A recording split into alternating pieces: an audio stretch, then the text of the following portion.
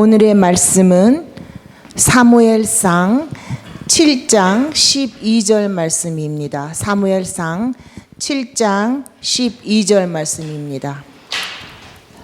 사무엘이 돌을 취하여 미스바와 센 사이에 세워 가로되 여호와께서 여기까지 우리를 도우셨다 하고 그 이름을 에벤에셀이라 하니라. 아멘. 제가 젊었을 때에, 지금도 젊지만, 홍근섭 목사님이 부흥회를 인도하신다고 하는데 그 부흥회에 참석을 했었습니다. 근데 그 목사님이 신학교를 졸업하고 전도사로 한국 농촌교회에 개척을 나가셨대요. 개척을 한 지 1년이 가까웠는데 한 사람도 교회에 오는 사람이 없더랍니다. 근데 이제 총회에서는 교회 상황이 어떻게 되느냐 보고하라 연락이 내려오고, 뭐 사람이 없으니 뭐라 그럽니까? 이제 밭을 갈았습니다. 밭을 갈고 있습니다. 그렇게 보고서를 올렸대요. 얼마 있다가 또 교회 상황이 어떻게 되고 있느냐, 씨를 뿌리고 있습니다. 그렇게 보고서 올렸답니다. 그리고 정말 오래간만에 한 사람 한 사람씩 모여서 교회를 이루게 됐다, 그런 간증을 하시더라고요. 수십 년 전, 그때는 한국 농촌교회 개척 정말 어려웠는데 지금도 여전히 쉽지만은 않습니다. 미국 이민교회 개척 더더군다나 말할 것도 없고요. 저는 하나님의 은혜로 믿음의 가정에서 태어난 모태 신자입니다. 모태 그런 모태가 아니고 그냥 모태 신자 말이에요. 저희 어머니, 저희 집에서 약 20분 정도 거리에 떨어져 있는 교회에 처음 교회가 개척할 당시 7명의 개척 멤버 가운데 한 분이셨습니다. 열심히 신앙생활 잘 하셨는데 개척된 지 2년 남짓 되자 성도의 수가 100명가량 육박을 했고, 저희 집에서 2분 정도 거리에서 교회가 새로 가마니를 깔고 개척이 되었습니다. 저희 어머니는 몸이 매우 약한 그런 분이셨고, 특히 한국의 추운 겨울 같은 때에 그 먼 거리를 매일 새벽 기도를 나가시는데 너무 힘이 드셨던 것 같아요. 그래서 목사님께 양해를 구하고 가까운 개척교회를 나가시기로 그렇게 했습니다. 몸이 약하고 하시니까 별로 할 수 있는 일은 없고 그냥 기도로만이라도 교회를 도우겠다, 새로 시작하는 교회를. 그렇게 해서 교회를 다니기 시작했고, 저는 아무 결정권이 없이 그냥 어머니를 따라서 교회를 다녔습니다. 먼저 개척된 교회, 세광교회라고 하는 장로교회였고, 새로 개척된 이태원 교회는 하나님의 성회, 소위 순복음교회였습니다. 당시 5살이었던 저는 장로교회가 뭔지 혹은 순복음교회가 뭔지 그런 거 알지도 못하고 들어본 일도 없이 그냥 어머니 따라서 교회를 다녔었습니다. 그리고 지금까지 쭉 순복음교회에서 자랐고 순복음교회에서 신앙생활을 해왔습니다. 순복음 신학교에 입학을 했고 졸업하고 전도사, 목사 안수를 받았어요. 다른 교회나 다른 교단 이야기를 한다면 비난이나 혹은 트집이라고 말할 수 있겠지만, 제가 몸담고 있는 교단 이야기니까 그냥 이해하시고 들어주세요. 순복음교회 좋은 점 많이 있습니다. 열심히 찬송도 하고요, 뜨겁게 기도도 하고요.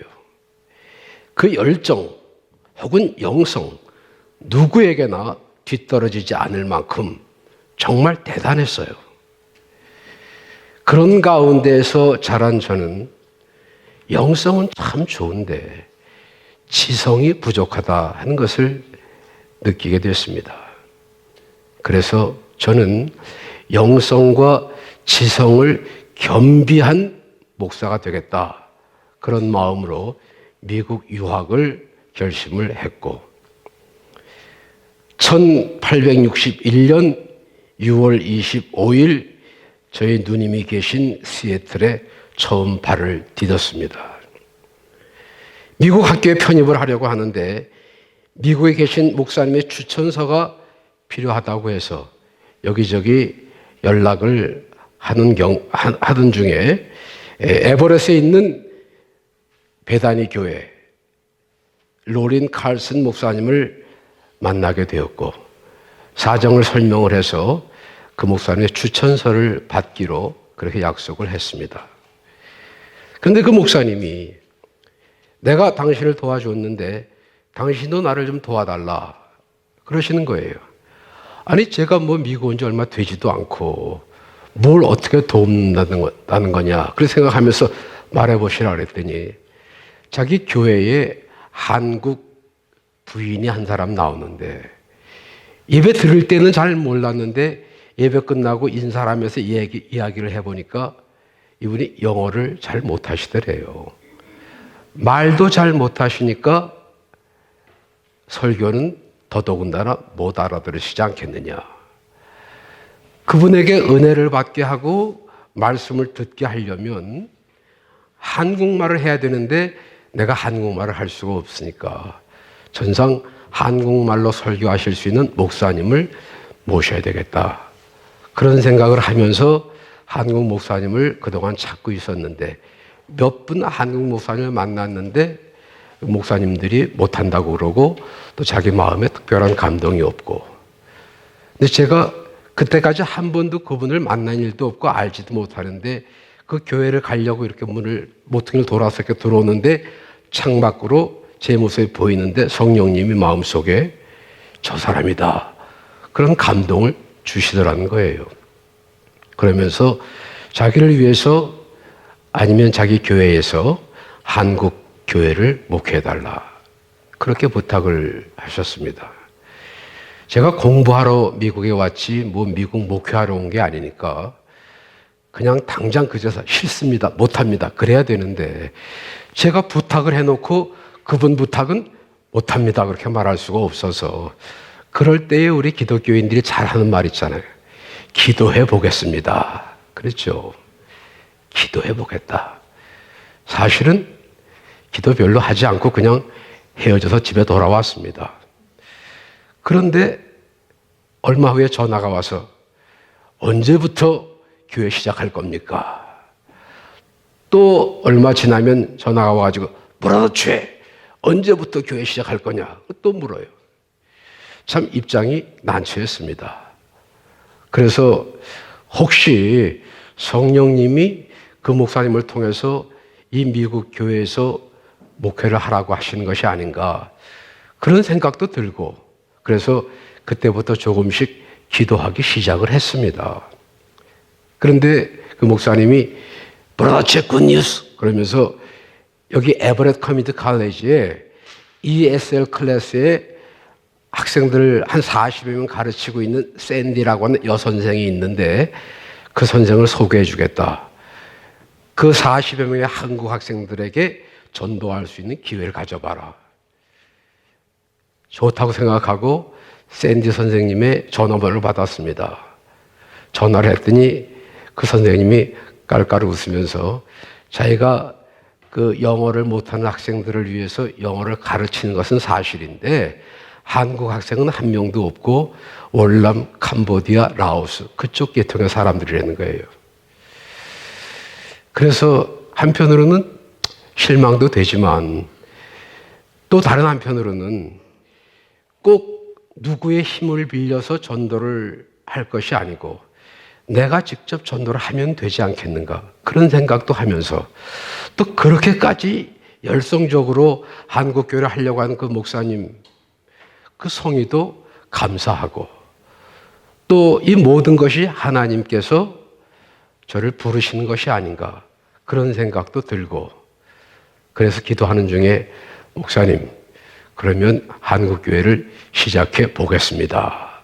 그렇게 대답을 했습니다. 그랬더니 그러면 우리 교회 와서 한번 간증을 하라. 그리고 우리 교인들 앞에 이 목사님이 한국교회를 시작하실 목사님이다. 이렇게 소개도 좀 해야 된다. 그래서 그 미국 교회에 가서 제가 인사도 하고 하나님의 뜻 가운데에 한국교회를 시작하겠습니다. 여러분 기도 많이 해주세요. 그렇게 인사를 했습니다.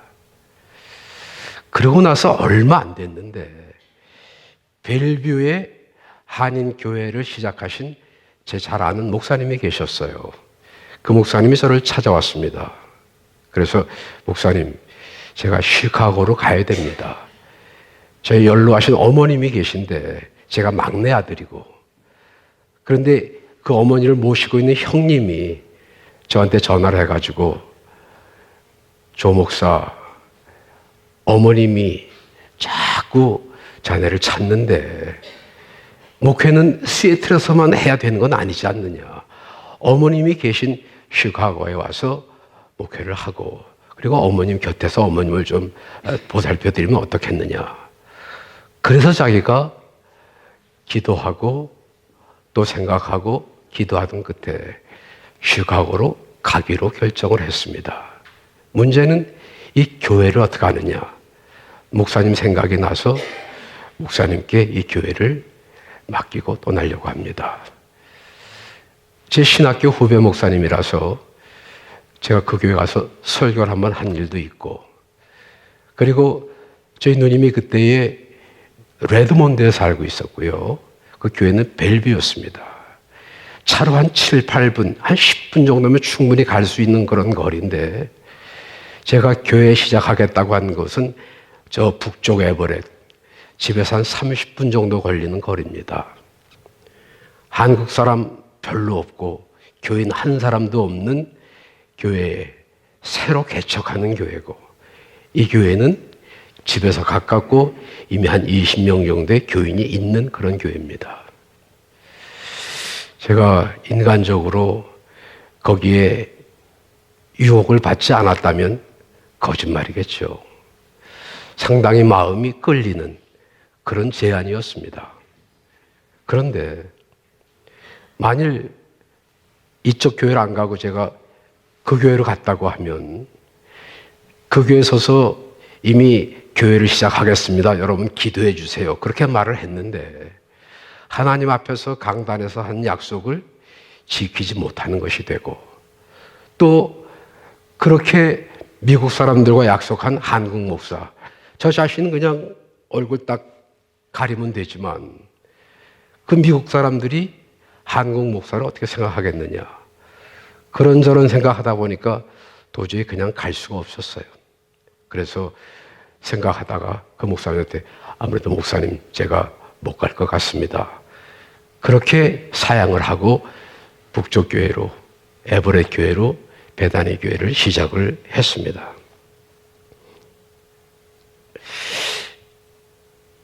그때가 1981년 11월 첫 주일, 오늘이 베다니 교회 창립 36주년을 맞는 기념 주일입니다. 그래서 오늘 별다른 설교를 한다고 하기보다는 베다니 교회 36년의 지난 날을 회고해보는 그런 간증의 시간을 가지려고 합니다.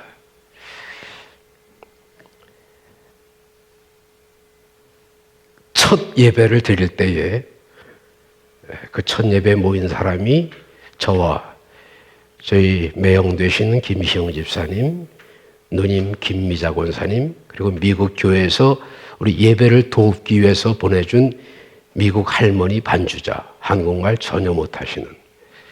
사실 그분은 교인이라고 하기는 어렵고, 교인이라고는 우리 매형, 누님 두 분이었습니다. 미국에 오랫동안 계셨지만 교회 다닐 수 있는 기회가 별로 없으셨고 신앙생활을 거의 잘 못하시던 그런 상황이었습니다. 예배를 드리는데 그래도 상당히 매력적인 제안을 뿌리치고 약속을 지키기 위해서 먼 에버렛까지 와서 예배를 드리는데 하나님이 좀 사람을 보내주셔야 될 거 아닙니까? 사람이 안 와요. 한국 사람도 별로 없는 때였었고 갈등이 됐습니다. 의문도 생겼어요. 과연 하나님의 뜻일까? 이곳에 교회를 계속해서 하는 것이.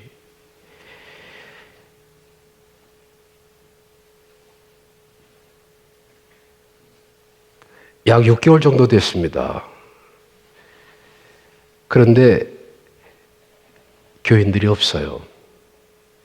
그래서 하나님께 금요일 날 금식을 하면서 기도했습니다. 하나님, 만일에 내일 모레 주일날 5명이 안 오면 하나님의 뜻이 아닌 것으로 알고 교회 문을 닫겠습니다.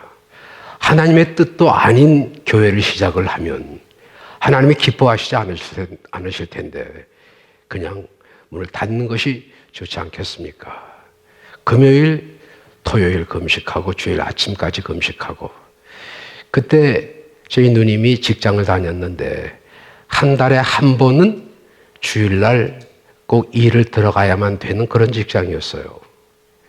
그래서 그날 바로 우리 누님 직장을 들어가는 날이고 저희 매형하고 저하고 둘이서 교회를 갔습니다. 뭐 오는 사람 없이 예배 시간이 돼서 예배 시작을 했고요. 그리고 기도하고 찬송했습니다. 성경 봉독을 했는데 아무도 안 오는 거예요. 그래서 역시 아무도 안 오는구나. 하나님의 뜻이 아닌가 보다. 그리고 설교할 그런 마음도 그런 기운도 없고 그래서 그냥 기도하고 마치려고 기도를 하고 있는데 문이 삐거덕하고 열리는 소리가 들려요. 기도하면서 누가 오나 보다 그런 생각이 들었어요. 발자국 소리가 들리고 누가 왔으니까 그래도 설교는 해야지. 그렇게 하면서 눈을 떴습니다. 우리 김형중 집사님 네 분이 선욱이 선태 아들 둘을 데리고 와서 앉아 계신 거예요. 꼭 5사람이 됐습니다. 그래서 야 5사람이로구나. 할렐루야. 그리고 설교 안 하고 그냥 끝내려고 하다가 간단하게 설교를 했습니다. 새로 보내주신 그 5사람 너무나 감사했어요. 그런데 그 5사람이 새로 왔어서 반갑고 감사한 것보다 또 한 가지 감사한 것은 이 교회가 그냥 사람이 사람의 생각대로 시작한 교회가 아니고 하나님이 뜻이 있어서 세우신 교회로구나 한 그런 믿음이 그런 확신이 주어진 것이 또한 감사한 일이었습니다.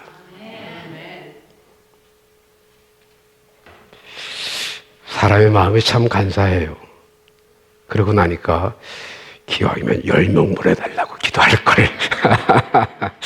우리 배단위 교회 오늘이 있게 된 1등 공신 우리 김형중 집사님 내분에서 한번 박수하십시다.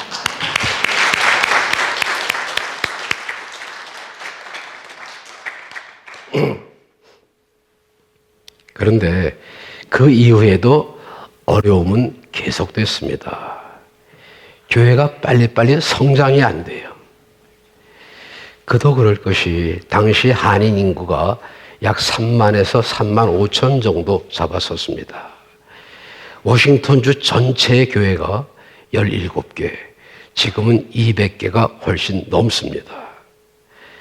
그리고 그 17개 교회의 대부분의 교회가 한국에서 그야말로 날고 뛰는 경륜과 능력을 갖춘 유명한 목사님들이 담임을 하고 계셨어요. 나이도 꽤 드셨습니다.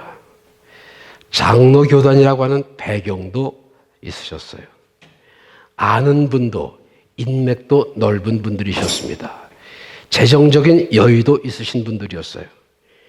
여러 면에서 견줄 수 없는 그런 목사님들 사이에 젊은 순복음교회 목사, 게임이 안 되죠. 그러다가 그래도 하나님이 불쌍하게 여기셔서 한 사람씩 교회에 새로운 사람들이 나오기 시작을 했습니다. 그런 중에 나오신 분이 김동건이라고 하시는 분인데, 이분은 꽤 유명하신 분이에요. 한국에서 한국신학대학을 졸업을 하시고 한국에서 교회 개척해서 목회를 하셨습니다. 개인적인 사정 때문에 목사 안수 받을 수 있는 형편이 안 되니까 정계에 입문을 해서 국회의원에 출마하셨어요, 한국에서. 그러다가 5.16 혁명이, 군사혁명이 났습니다. 군사 독재하에서 살기 싫다고 해서 미국으로 이민을 오셔서 세인트루이스에서 한인 회장도 지내셨습니다. 그러다가 이 시애틀로 이주를 해오셨어요. 그러는 와중에 소위 제5공화국 전두환 정권이 들어섰습니다. 박정희 정권도 군사 독재라고 싫어했는데 전두환 정권은 더더군다나 말할 것도 없죠. 입만 열었다 하면 대통령 욕하고 한국 정부 비난하고 그랬어요. 지금은 그런 사람들 좌파 혹은 종북 이렇게 부드럽게 표현하지만 그때에는 그런 말 하면 무조건 뭐죠? 빨갱이. 그냥 빨갱이였어요. 아주 이 워싱턴 바닥에 환하게 알려진 그런 빨갱이. 그런 빨갱이가 다니는 교회, 베다니교회 빨갱이 교회. 사람들이 오질 않아요.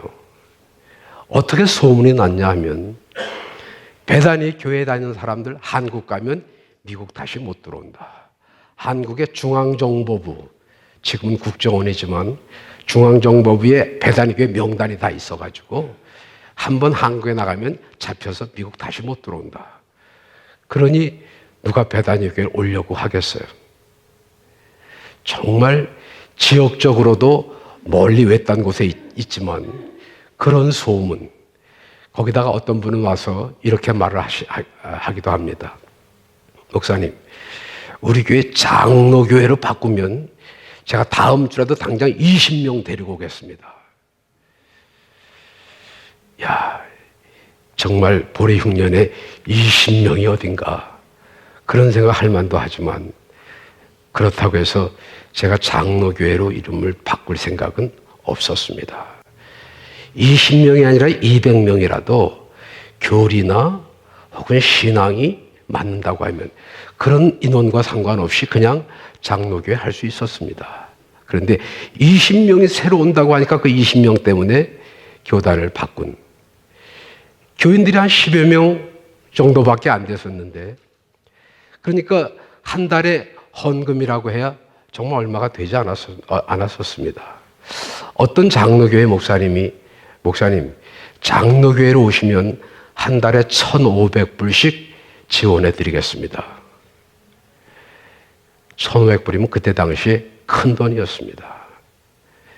제가 그것도 거절했습니다. 신앙과 교리와 그런 어떤 믿음의 일치 때문에 교단을 바꾼다고 하면 그건 당연히 바꿔야 되겠지만, 돈 준다고 해서 그리 간다고 하면 나중에 또 다른 교단에서 만약에 2,000불, 3,000불 준다고 하면 그때 또 바꿔야 될 거 아니냐. 그러니까 돈 때문에 교단을 옮길 수는 없다. 물론 순복음교회가 다 좋아서만은 아닙니다. 순복음교회 결점도 많이 있어요. 말씀드렸지만 뜨겁게 기도하고 큰 소리로 찬송하고, 저는 어떤 면에서 순복음교회 목사이기보다는 장로교회 목사가 제 체질적으로도 잘 맞는 것 같아요. 근데 지금은 제가 이렇게 조용하게 이렇게 말하지만 젊었을 땐 큰 소리로 설교하고요. 막 박수 치면서 찬송하고요. 그런 거 잘했습니다. 그리고 안수기도를 하면 청년들이나 교인들이 거짓말 조금 못해서 30cm 이렇게 뛰어올라요. 그 자리에서 방언하고 그 자리에서 은혜 받아가지고 자빠지고 저 뒤에 있는 사람이 무릎으로 막 뛰어나와서 여기까지 나와서 기도하고요. 그랬었어요. 근데 그런 영성만 가지고는 목회를 할 수가 없다. 그래서 지성을 겸비한 목사가 되자. 제가 이렇게 지성적으로 설교하지 않습니까?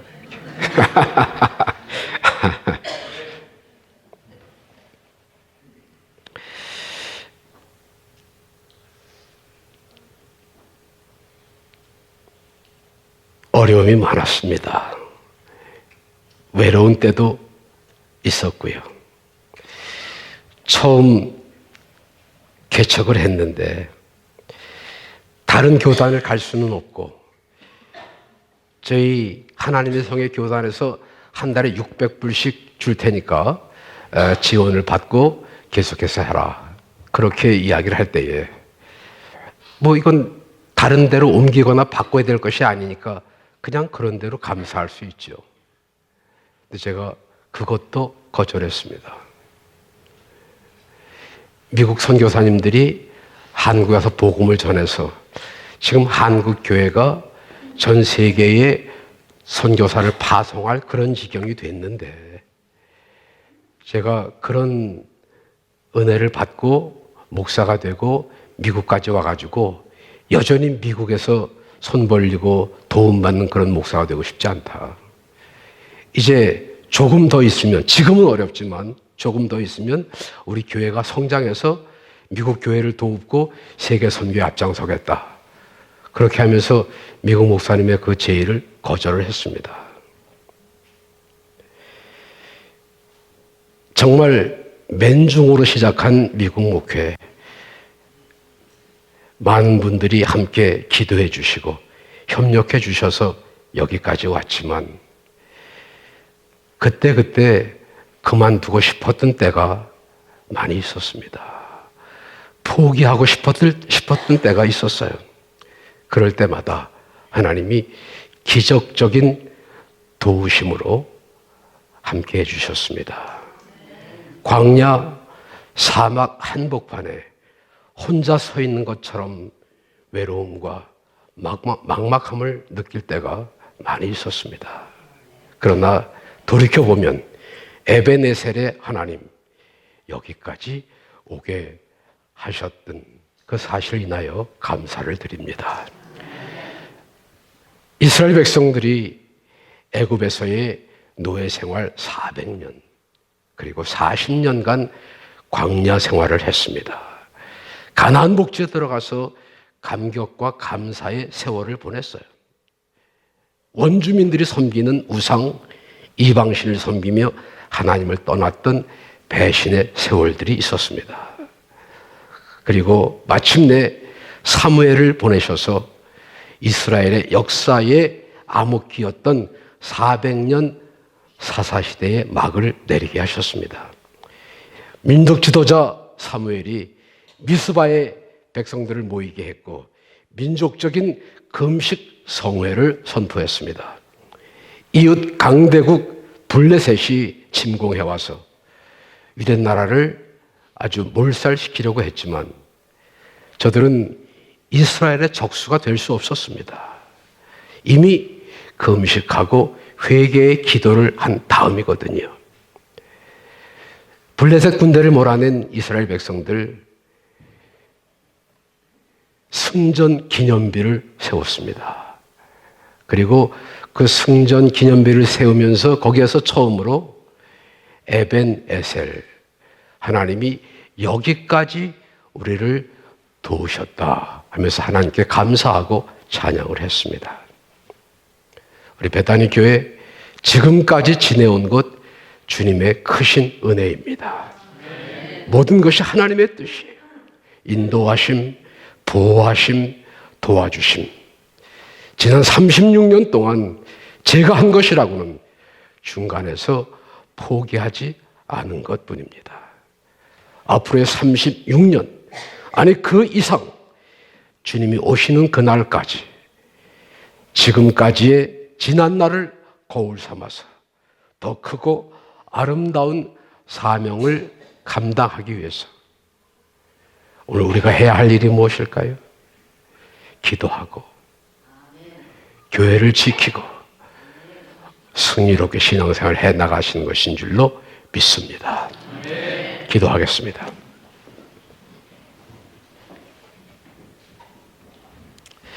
고마우신 하나님, 여기까지 인도하신 에베네셀의 하나님께 감사를 드립니다.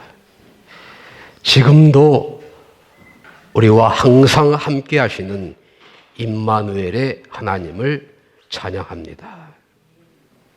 우리의 내일을 예비하시고 섭리하시는 여호와 이레의 하나님 감사합니다. 이 모든 것이 합력하여 선을 이루게 하시는 하나님의 섭리가 우리 약한 베다니 교회 그리고 우리 베다니 교회 성도들을 통해서 반드시 이루어지고 나타날 줄로 믿습니다. 하나님, 우리가 연약할 때에 도우시고 게으를 때에 탓하지 아니하시고 우리의 부족함을 나무라지 아니하시고 오래 참고 기다리시는 하나님의 긍휼하심을 감사하며 이제 그 하나님의 뜻을 이루는 교회로 부끄러움이 없도록 성령께서 역사해 주실 줄로 믿고 감사드리며 예수님 이름으로 기도하옵나이다. 아멘.